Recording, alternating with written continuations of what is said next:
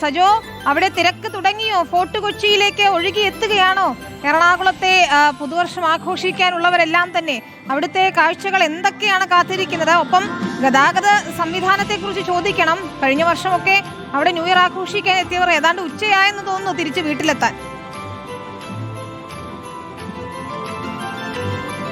വിനീത, ഇത്തവണ പോലീസ് പറയുന്നത് കൃത്യമായ ക്രമീകരണം ഒരുക്കിയിട്ടുണ്ട്. അതുകൊണ്ട് വലിയ ആശങ്ക വേണ്ട. കൃത്യമായ നിർദ്ദേശങ്ങൾ പോലീസ്, അതായത് 1200ഓളം പോലീസുകാരെ വിന്യസിച്ചിട്ടുണ്ട്. അവർ വരുന്നവർക്കെല്ലാം നിർദ്ദേശം തരും. ആ നിർദ്ദേശം പാലിച്ചാൽ മതി എന്നതാണ്. അങ്ങനെ ഒരു ആശങ്കയുണ്ട്. കാരണം സ്ഥലപരിമിതി കൊണ്ട് വീർപ്പ് കൂട്ടുന്ന സ്ഥലമാണല്ലോ ഫോർട്ട് കൊച്ചി. ഇവിടെ എല്ലാം റെഡിയാണ്. അതായത് ന്യൂ ഇയർ ആഘോഷത്തിനുള്ള എല്ലാ ഒരുക്കങ്ങളും. നമ്മൾ ഈ ദൃശ്യങ്ങളിലേക്ക് പോയാൽ ഇവ നേരെ കാണാം. പപ്പാഞ്ഞി റെഡിയാണ്. ഇത് ഞാൻ നിൽക്കുന്നത് പരേഡ് ഗ്രൗണ്ടിലാണ്. പപ്പാഞ്ഞിയെ കത്തിക്കുക എന്നാണല്ലോ. അതായത് ഈ വർഷത്തെ ഓൺഗോയിങ് വർഷത്തെ നമ്മുടെ മോശം അനുഭവങ്ങൾ, വേണ്ടാത്ത കാര്യങ്ങളെല്ലാം കത്തിച്ച് കളയുക എന്നതാണ് സങ്കല്പം. അതാണല്ലോ ഫോർട്ട് കൊച്ചിയുടെ കൾച്ചർ എന്ന് പറയുന്ന. ആളുകൾ ധാരാളമായി ഇങ്ങോട്ടേക്ക് വന്നു തുടങ്ങിയിട്ടുണ്ട്. കാരണം പൂർണ്ണ സജീവമാകണമെങ്കിൽ കുറച്ചുകൂടെ സമയമെടുക്കും. കാരണം ഇവിടെ മ്യൂസിക്കൽ നൈറ്റ് ഒരുക്കിയിട്ടുണ്ട്. അങ്ങനെ വിവിധങ്ങളായ പരിപാടികളും ഇതോടൊപ്പം ഒരുക്കിയിട്ടുണ്ട്. ഫോർട്ട് കൊച്ചി എന്ന് പറയുന്നത് യഥാർത്ഥത്തിൽ കേരളത്തിലെ ഏറ്റവും വലിയ പുതുവത്സരാഘോഷം നടക്കുന്നതാണ്. അത് ഒരുപാട് ചരിത്രമുണ്ട്. ഏറ്റവും ആദ്യത്തെ ന്യൂ ഇയർ ആഘോഷം, അതിൽ പപ്പാഞ്ഞിയെ കത്തിക്കൽ എന്ന ട്രഡീഷനൊക്കെ തുടങ്ങിയ ഒരു പ്രദേശം കൂടിയാണ് എന്ന പ്രത്യേകതയുണ്ട്. ധാരാളം ആളുകൾ വിവിധ സ്ഥലത്ത് നിന്ന് വന്ന് പോകുന്നുണ്ട്. നമ്മുടെ എവിടെ മോഡല്ലേ ഓടിപ്പോവാണ് അവരൊക്കെ. അപ്പോൾ അങ്ങനെ ധാരാളം ആളുകൾ വിവിധ സ്ഥലങ്ങളിൽ നിന്ന് ആഘോഷിക്കാനായിട്ട് വന്നു ചേരുന്നുണ്ട്. അപ്പോൾ അവരൊക്കെ ക്യാമറ കണ്ട് ഓടി രക്ഷപ്പെട്ട് പോകണമെന്ന് തോന്നും.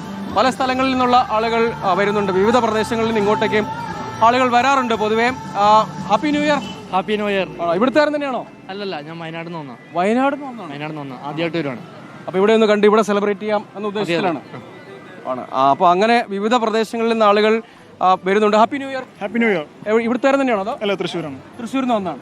അപ്പോൾ ഇത്തവണ ഇവിടെ സെലിബ്രേറ്റ് ചെയ്യാം. എല്ലാ തവണ ഇവിടെ 5 വർഷമായിട്ട് കണ്ടു. ഇവിടുത്തെ വൈബ് ഇഷ്ടമാണ്? ഓ, ഇഷ്ടമാണ്. ഇവിടെയാണ് ഏറ്റവും ബെസ്റ്റ് ആഘോഷം എന്നാണോ? ഇവിടെയാണ് വന്നിട്ടുള്ളൂ. ഇവിടെയാണ് ന്യൂ ഇയർ സെലിബ്രേറ്റ് ചെയ്യാൻ 5 വർഷമായിട്ട് ഇവിടെ തന്നെ വരുന്നുണ്ട്. ശരി, നല്ല കൊച്ചിയല്ലേ?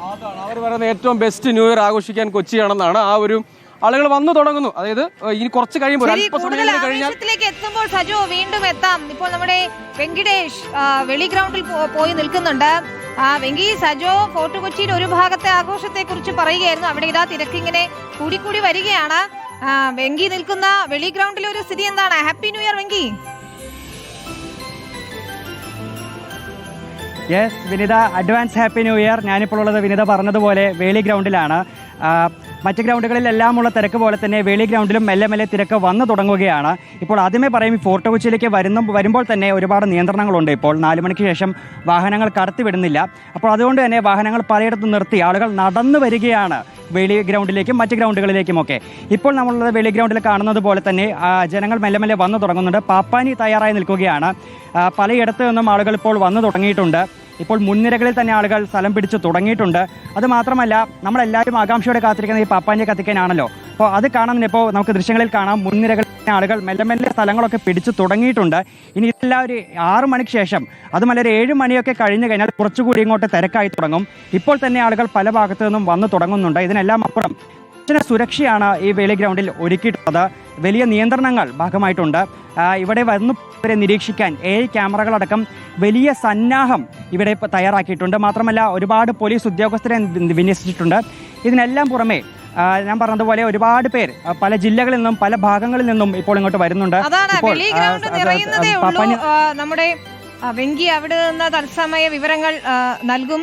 വെങ്കി, അവിടുത്തെ പാപ്പാഞ്ഞിയെ കത്തിക്കാൻ എല്ലാവരും റെഡിയാണല്ലോ? ഞങ്ങളും ഉടൻ തന്നെ അവിടെ തിരക്ക് കൂടുന്നതനുസരിച്ച് അവിടുത്തെ കാഴ്ചകളിലേക്ക് എത്താം. വെങ്കി അവിടെ തുടരണം.